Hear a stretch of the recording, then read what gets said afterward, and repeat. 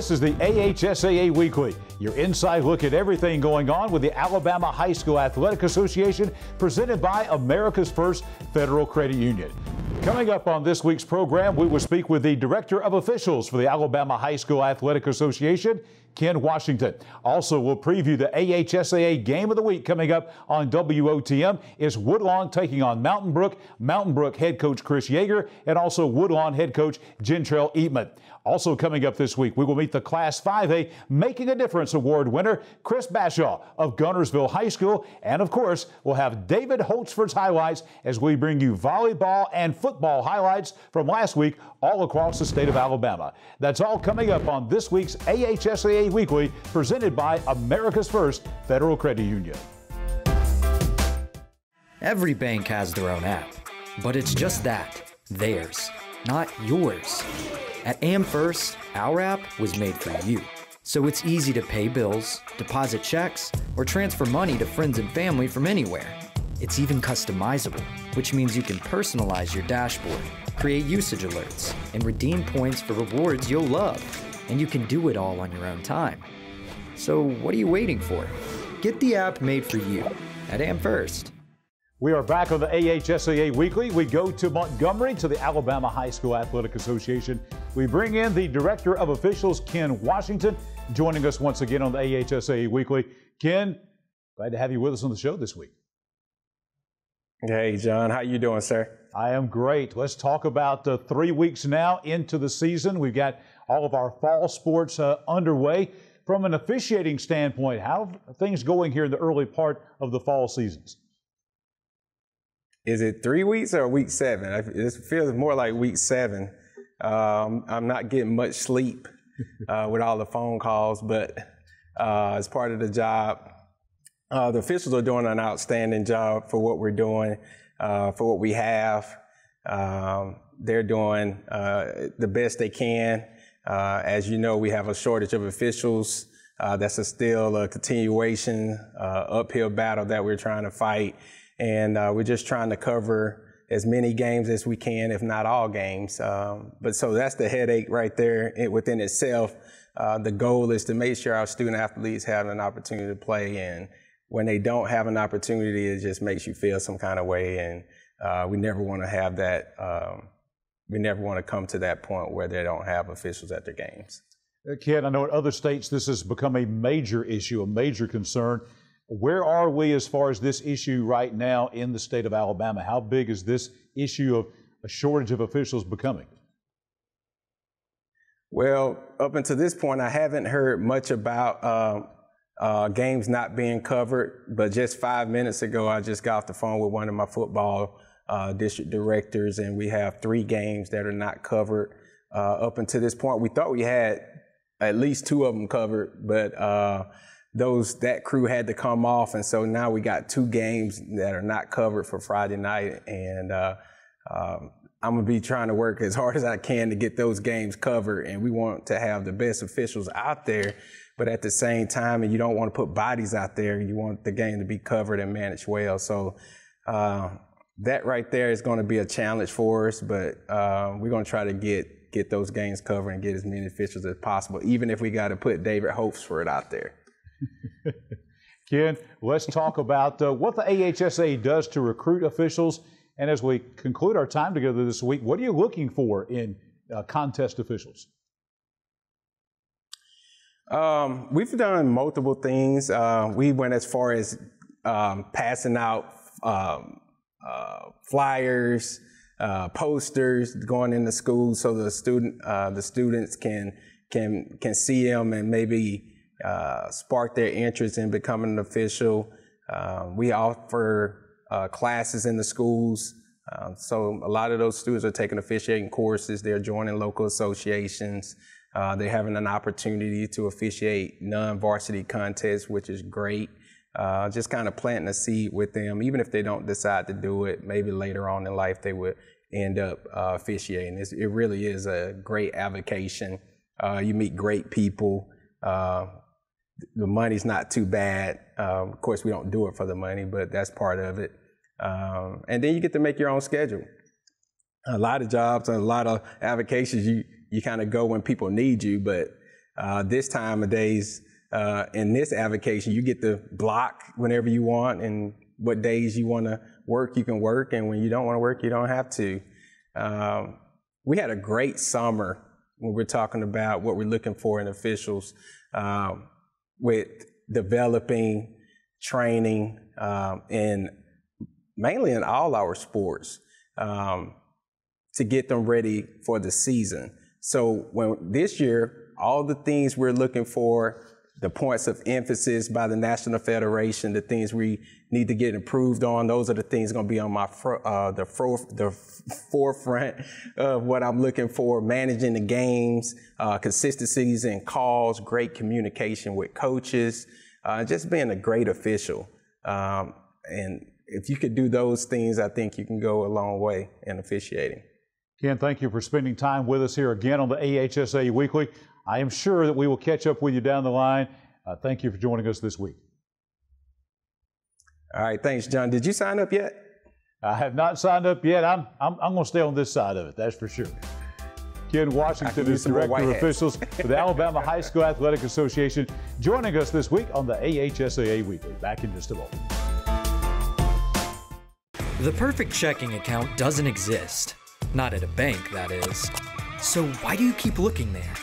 At AmFirst, you can get no minimum balance or monthly fees, an instant issue debit card, and free checks with unlimited check writing. But who doesn't want more? Like a rewards program you'll actually use, and convenient digital tools that make it easy to manage your account from anywhere. Now you could try and find that at a bank, or you could save yourself the trouble by checking with us. Back on the AHSAA Weekly, time to meet our 2021 Class 5A Making a Difference Award. This is Chris Bashaw of Guntersville High School. So going into coaching, when I was in college, really thought maybe this is something I'd like to help out with, maybe on a part-time basis. I was commuting back and forth with college, still living at home, and so my track coach at the time, Randall Taylor, in high school, I just kind of called him and said, hey, would you like a little bit of help? Do you need any help? And of course, at that point, his assistant that he had had while I was in high school had resigned. He was going to be by himself, and he said, I could use the help. So, the plans were maybe for a couple of years would help him out and, just fill a little bit of time. And then as I got out of college, I'd go to work. So I kind of just hung around with him. He was a big influence and big help, and helped me a lot through that time. So the company I worked for, whenever I first started coaching, I was working 2 jobs. I was working at a bowling center, and then I was working during the day. And so in between jobs, I would go and I'd help Coach Taylor. But then the company I work for now, they've been very flexible. Hours are like 6 to 2:30 of an afternoon. So it's very easy for me to get off work at 2:30 and be at the high school in Guntersville by 3, time for practice. But with that, a lot of kids that I've coached has come to work at this facility that I work at. And all the time they say, how do you do it? And I said, you'll always find time and a way to do what you enjoy doing. And I've even told them, I said, look, when I have a bad day at work, I can come out here, I can sit here, I can try and just give you what little bit of knowledge I have, and it's a stress reliever before I go home. The biggest challenge so far has been just making sure that with being a project manager, things line up. I have to look couple of months ahead of time if I know something's going to happen at work to whenever I'm trying to help them make schedules. That way I know there's no overlap, there's not going to be any confusion. So that's probably been the biggest challenge, and just making sure I'm available so nobody's waiting or depending on me. I've learned over the last 6 years as I've transitioned into this project manager role that there's a whole lot that ties in together. The finance side of it. Before, I would totally, whoever my faculty representative was, they would handle the finance stuff. I'd ask, hey, can we do that? And now in the project side of it, now I look early on, what can we do this year? Do we have the money? And that helps in the planning based off the work experience. Some of those rewards are, you know, one young man, counselor, came to me, it's probably been about 10 years ago now. She said, Coach, I got this young man, he's autistic, he's struggling in school, and he needs something to do. He wasn't tall enough to be a basketball player, he was too little to be a football player. I said, well, just tell him to come out, tell him to come to track, and we can work with it. Later on, through setting goals, he said, I want to run in college. I said, well, how are your grades? And that helped him have motivation. Ended up running at University of Mobile and then Jacksonville State. That was one of those rewards of just trying to help. Some of the other stuff is just seeing these kids smile. Whenever they have that success, when they buy into what we're trying to do, and maybe some of them even coming in and thinking, I'm not as big as these other guys, or I'm not as athletic as these other athletes. To have the success, and maybe even at Gulf Shores get on the podium, you know, it does good for the heart. Every year, at the beginning of the year, since I'm not at school, a lot of these athletes I don't know anything about. So I get them to fill out a sheet of paper, and it has goals, it has their name, you know, maybe parents' name. That really helps me get to know some of these athletes. And a lot of times one of the questions that's on there is, what is your strength and what is your weakness and what do you need to improve on? That helps me understand that I can't take Susie and coach her the same way as I do Anna. Time's important. You know, spending time with each of these athletes, and some of them, you know, some years we have large numbers, some years we have small numbers. It seems like with cross country, a lot of those kids, we get a little more close together. There's not as many of us, and we're able to spend more time one-on-one or in groups just talking, to where outdoor track, it kind of gets a little sporadic, and maybe it takes 2 years. Still time, takes a little time, but these athletes over a course of 6 years, if they're with us that long, those relationships and the time spent, you know, I can go back and say it was well worth it. I guess the reason why I do what I do is when I was in high school, I wasn't big enough to play football. I played basketball, wasn't very good, but I had a coach that, you know, as he came in my senior year, took some interest in me.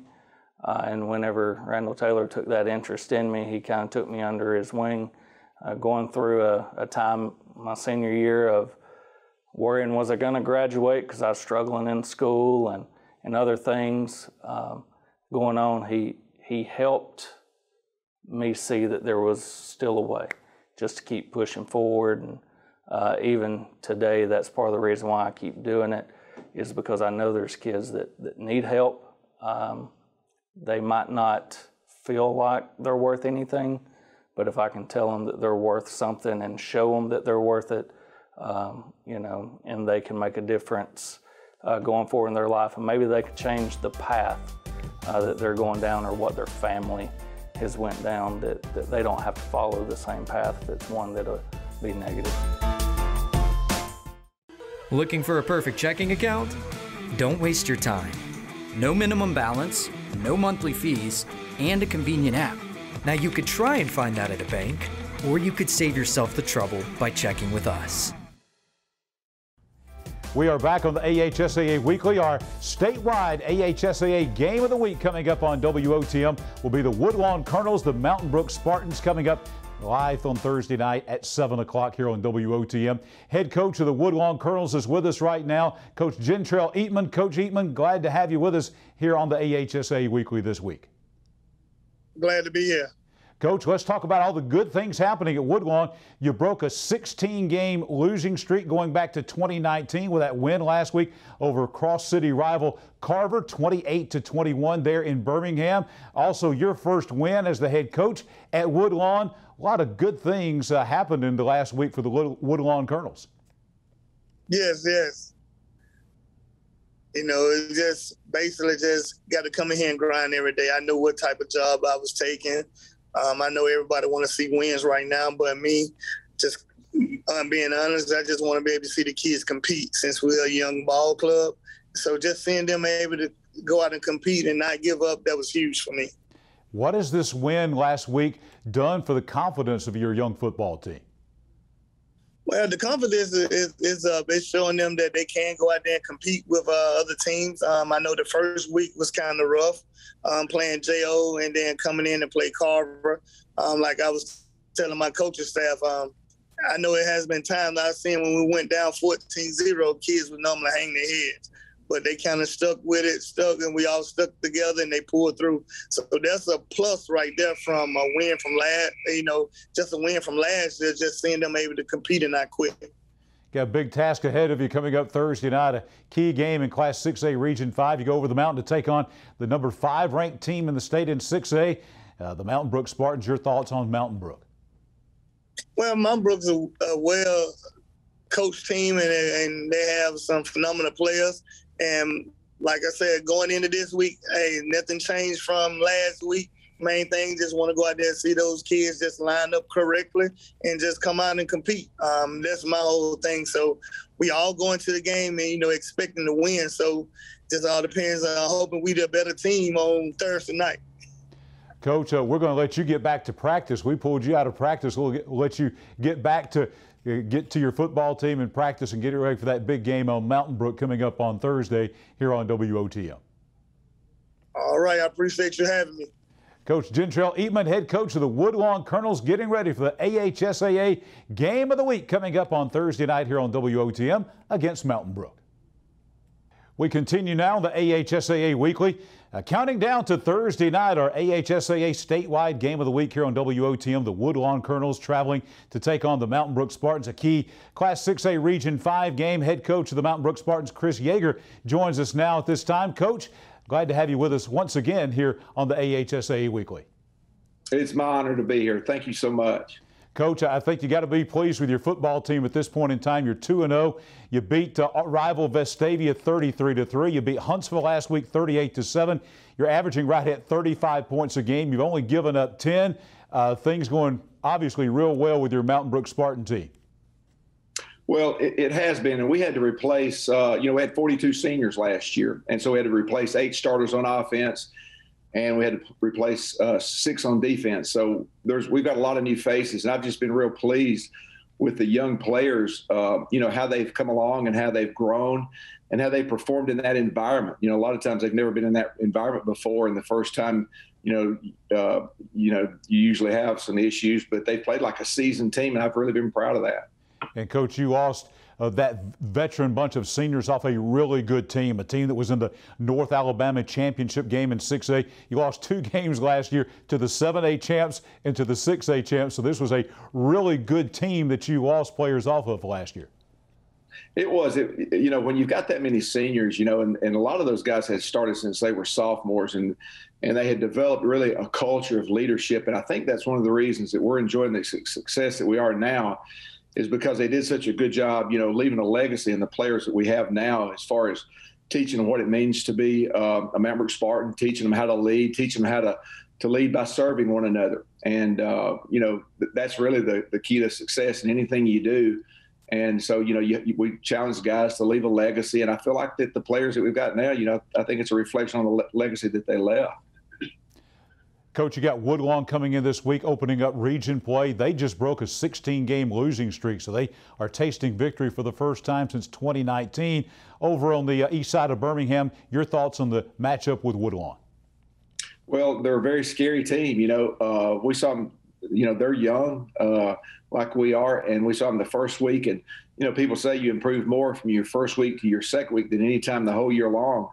And, you know, when we saw them the first week, and they took a quantum leap. And, you know, they looked really, really, really aggressive. The players were competing. They were comfortable.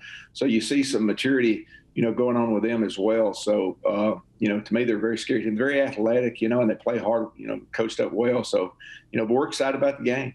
Well, Coach, we're excited about the game, excited to see your team matching up with Woodlawn. Statewide audience here on WOTM coming up Thursday night. Thank you for some of your valuable time here on the AHSAA Weekly. It's been my honor. Thank you so much. Chris Yeager, head coach of the Mountain Brook Spartans, getting ready to take on Woodlawn right here Thursday night at 7 on WOTM. WOTM is the television provider for all Alabama High School Athletic Association championship events and special programs. WOTM is your home for the Super 7 football, state finals basketball, baseball and softball state championships, the AHSAA Weekly show, and WOTM also produced the first ever football playoff show, Super 7 preview show, and reclassification reveal show. Your exclusive home for all things AHSAA is WOTM. Contact your local cable provider to request WOTM to your channel lineup. Wrapping up this week's edition of the AHSAA Weekly, presented by America's First Federal Credit Union. Time for David Holtzford's highlights. David Holtzford, WOTM, and the NFHS Network combining to bring you football and volleyball highlights from across the state of Alabama. We will begin in the sport of football, and we pick up with Vestavia Hills and Homewood. Homewood quarterback Woods Ray showing great leadership. He completed 15 of 23 passes for 130 yards and ran for an additional 68 yards against that tough Vestavia Hills defense, and the Patriots went on to win 9-7. Rebels quarterback Mitchell Towns, who passed for 128 yards, connected with receiver Cole Turner in the first half for this 43-yard touchdown pass. Vestavia would lead most of the game, but a late fumble set up a game-winning drive for Homewood to set up last-minute drama for place kicker Whit Armistead, who nails a game-winning 20-yard field goal right here to give the Patriots the 9-7 win and a 2-0 start for the season. Now we travel down to Mobile, where Faith Academy hosted Williamson to pick up the next highlight. Trailing 7-0 in the third quarter, Faith running back Christian Burnett bulls into the end zone for a touchdown to tie the contest up at 7-7. You see the sideline going crazy right there. Then with time winding down in the fourth quarter, 2021 North-South Baseball All-Star and Rams quarterback Colton Wood finds Dorian Smith on this pass play to get the ball to the Lions' 2-yard line. Florida football commit Shamar James does the rest. He scores the touchdown with 16 seconds remaining to give Faith Academy a 13-7 win. Lots of excitement down in Mobile. We stay in Mobile for volleyball action. Our next highlights, McGill-Tulane Catholic's volleyball team, better known as the Dirty Dozen, taking on rival Baker in a key Class 7A battle. Coach Kate Wood's Dirty Dozen, led by sophomore Annalise Lee and junior Emma Moore, show why they are off to a strong 7-2 start, winning these tough volleys on the way to a 3-1 win. The set scores were 17-25 and then 25-12, 25-14, and 25-9. Huge rival game there in volleyball in the city of Mobile, with McGill-Tulane Catholic, the Yellow Jackets, taking on the Baker Hornets. We stay inside with the ladies, but head back to Birmingham, where two more volleyball powers, Class 7A Hoover and Class 6A Mountain Brook, square off at the Bucks Gymnasium. Super talent Rhea McKinnon leads the defending state champion Lady Bucks with 24 kills and 10 digs. Bella Gunster would contribute 12 digs and 6 aces as Hoover wins the match in 4 sets, 25-19, 15-25, 23-25, and 19-25. Hoover is now 6-2 after seeing its school record 55-match winning streak come to an end in last weekend's annual Juanita Body Invitational. The Lady Bucks are taking on unbeaten and nationally ranked 11th ranked Spain Park in a rematch of last year's 7A state finals. That's coming up tonight. Now we head back to football for 3 final stops. The first one in Lee County, where rivals Auburn and Opelika battle to a dramatic finish. We pick up the game with Auburn quarterback Clyde Pittman connecting with receiver Cam Etheridge for a 7-yard touchdown pass, putting the Tigers up 7-0. Opelika, trailing 10-0 in the second period, ties the game with Bulldogs quarterback J.T. McArdle finding receiver Grady Bynum wide open, running down the sideline for a 53-yard touchdown to cut the lead to 10-7. Auburn running back Davion Williams runs 5 yards for the Auburn touchdown on this third quarter play to up the Tigers' lead to 16-7. Opelika closed the gap in the fourth quarter on Jarrell Stinson's TD run, but the Tigers defense closed out the win as Auburn held on for a 16-14 victory in that big game at Bulldog Stadium in Opelika between those two arch rivals. Opelika now to Montgomery, where two city private school rivals, Montgomery Academy and Trinity Presbyterian, battle to the finish.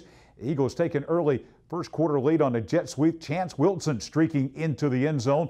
Montgomery Academy tacked on the 2-point play and led 8-0. Trinity closed the gap to 8-7 before Jamal Cooper breaks free on this run to the end zone to give the Eagles a 15-7 fourth quarter lead. Trinity takes over from there with Chase Lettner capping the drive by scoring the critical touchdown and then tied the game at 15-all with this 2-point conversion pass. Great action between Trinity Presbyterian and Montgomery Academy late in the game. Trinity gets the ball back, drives into field goal range where Graydon Flowers nails the 24-yard field goal with 2 minutes remaining to give the Wildcats an 18-15 win. Trinity Presbyterian beating Montgomery Academy.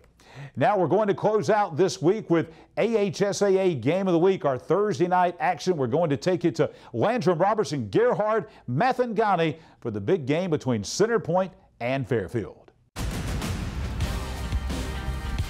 Well, a Thursday night for football in the state of Alabama here on WOTM. And what a great start we had to the 2021 season. Landrum Roberts, Gerhard, Mathangani. We had two teams know each other very, very well. A lot of talent on both sides of the ball with both teams. George Bates and the Center Point Eagles, but also Keon Hanley and the Fairfield Tigers. Well, it got started early, and it looked like Center Point, they came ready to play. Yeah, they really grabbed the momentum in this football game, did so by the run with their quarterback in Collier and with their running back in Tony Bruce Jr., and he was able to get into the end zone, and just like that, we thought the Eagles would run away with this one, but the momentum kind of flipped here on this play on special teams, and Fairfield really able to turn this game around after that. A lot of thanks to the run, but also with the passing game as well. Yeah, it took a while for Fairfield to get things cranked up. They need a little starter fluid on that engine, right? Exactly, they did, and they got it by Hezekiah Hudson Davis. And then the guy who ended up scoring 4 touchdowns, there's the first of 4, and Jacoby Albert, the Auburn commit, really doing it all. Offense, defense, special teams. Right after that interception, just a few snaps later, how about we just take it to the house on this one play right here, tighten up the sideline, and get into the end zone. But Center Point wasn't done, and they scored a big touchdown right before the end of the half that I think really kept them into the game, not only on the scoreboard, but mentally, thanks in large part to a couple of big defensive penalties. Yeah, that's exactly right. And you give credit to George Bates and the Eagles for being able to come back and make it a tie game at the half. So you had to feel good, right? And not so fast.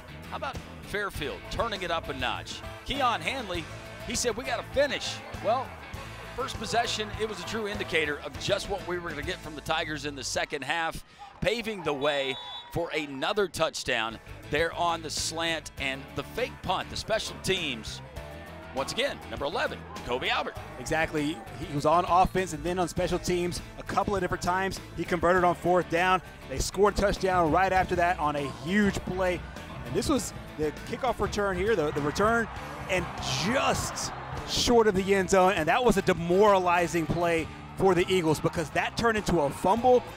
Center Point ended up getting the football back on the fumble here. However, they don't end up scoring on either possession.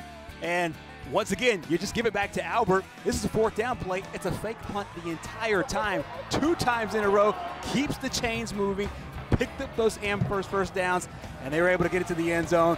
Bennett and all the other guys able to make this thing happen late in the second half. I never would have thought with 14 points on the scoreboard, Center Point, they'd end up with 14, but give a lot of credit to that Tiger defense. And we want to thank David Holtzford and NFHS affiliates from across the state, and of course, our fine crew at WOTM for giving you all of our highlights this week on David Holtzford's Highlights. That's going to do it for this week's edition of the AHSAA Weekly, presented by America's First Federal Credit Union. We'll see you back here next week.